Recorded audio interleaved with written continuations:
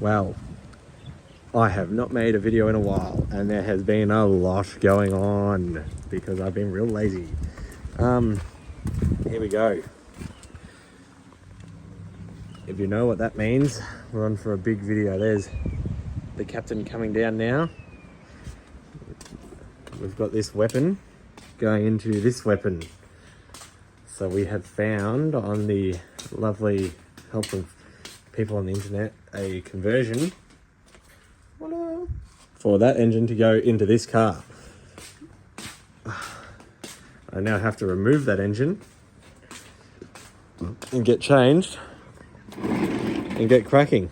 But first I'm going to coat it in a good layer of degreaser before I touch anything. And then we'll get cracking. Nice. Nothing better than some ecotec degreaser.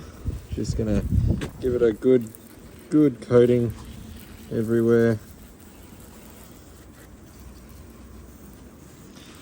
Just so when we get to play engine removal, it's not as dirty as we expect. But 81,000, or 80, about, he reckons about 86,000 Ks on this thing, which is awesome.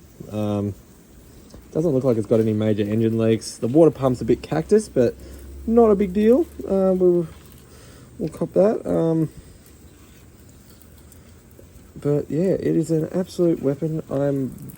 I was driving it home and I thought, bloody hell, this thing is got some go about it. So it will be interesting to see how it rock and rolls in the big Pajero.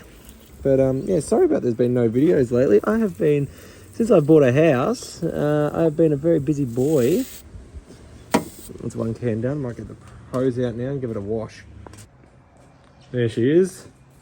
As dry as out the back. Look at that. Oh, brand fucking new. Holy dooly. Needs a good clean. In here.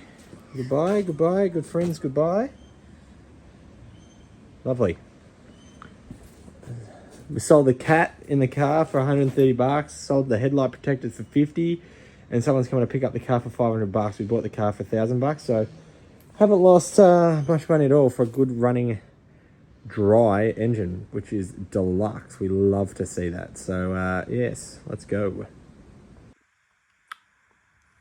Okay, the Commodore is still here, sadly. It is getting picked up maybe on Thursday when I got time. But here we go. We got the beautiful ecotec engine. Chef's.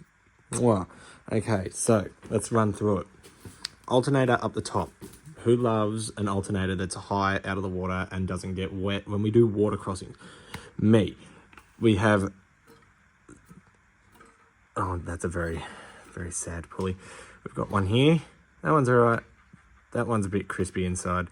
This bad boy is going. This is getting looped onto itself, so it doesn't matter. And then we got our big one, obviously. If I could spin that, we'd be in all sorts of strife. Leaks wise, everything's at the moment coated in WD-40 to try and loosen all the bolts off and everything. Then over here, these little dogs, got to get them off. I have to get custom ones made, which is not going to be a cheap exercise, but shit happens. I don't really care at this point. I'm just going to spend what money I need to spend on it just to get it done. Our heater hoses, top and bottom, there and there. I think that might even be, I don't know. That's the heater hoses flow and return. I might even steal the big one off the car of that one before it goes. Boom, down here, engine mounts. We're getting custom ones made up. So that'll be fantastic. We've got a power steering hose line there, which we're going to just cut off about there and loop around straight onto that one. So that is nice. Out the back here, everything's a bit, a little bit corroded and, just old, it's 1995, so that's a few years ago now. Out the back here, rear main seal. We love to see it. That has reminded me I need to order ARP studies. Then, boom, bada bing, bada boom. Ordered all new pulleys, blah, blah, blah, blah. What else was I going to talk about? in here. Okay, in here. So, let me just zoom in a bit. Voila, there is our clutch fork. We now have the bell housing, which is this section. Oh, there's my finger. This section here. The adapter is currently off, getting the throw bearing or whatever it is, the one that pushes up against the clutch fingers. That is currently getting a new one put on, like that. So then that clutch fork there, at the back there, boop, that will then attach to our slidey shaft. Well, then we have a input shaft extender put on that runs into the back of the engine, which is down there, and we put a little bearing in there, and Bob's your uncle. So yeah, that's that. I got to get a spigot bearing and some other bits and pieces. So we're going down to the clutch place tomorrow to get one of them. But anyway, that's that for now. Okay, that's one. I got to give it a paint. Now we've got to give this side a go. A little bit less room on this side than that side, but oh well, we'll give it a good crack. I'm going to give this a quick undercoat and then just give it a quick clean down. So, see how we go. Right, all right, with a bit of bashing, this bad boy now lines up decently well. The holes are a bit, bigger in some sections than the others, but as long as the fucking bolt goes in there, we're good. Now, we've got 3 problem holes. This one obviously does not have anything near it. It's over there where that point is. This one, I'm somewhat centered when it is. About there. That's where it should sit. We've got the actual hole there. This one's same deal. And then if you look in there, that little line there, that is our gasket line. So we are fucking on the borderline at the back here. But I'm not super duper fussed because we won't actually have a lot of oil sitting up here constantly. We'll have it all sitting down here in the pan. So I'll just be siliconing the absolute fuck out of this section with the gasket and all that. So this section here will be full as fuck of silicone.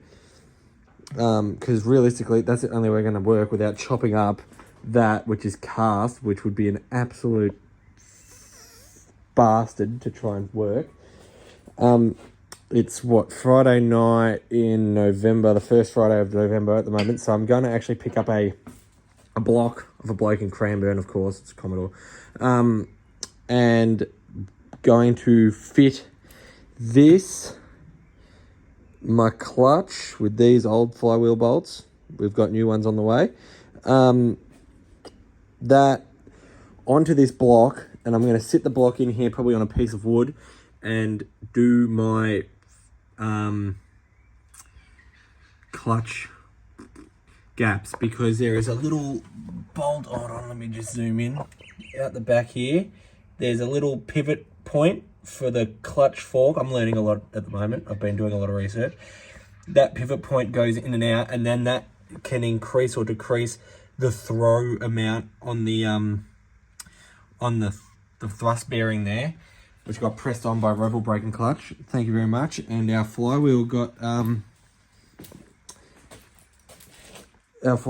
machined and balanced by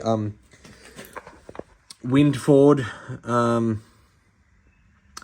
Engineering in Scoresby. Bloody legends. They did that, and yeah, so they balanced it. So we've got a lot of boop, boop, boop, boop, boop, all these balance holes in it. Surfaced it for me. And all that. We've got an upside down engine there. We've got bits and pieces coming from everywhere. We've got stuff down there that we're getting ready to chuck on once I give it a bit more of a clean. But I'm not too fast on how it looks. I just want it to work at the end of the day.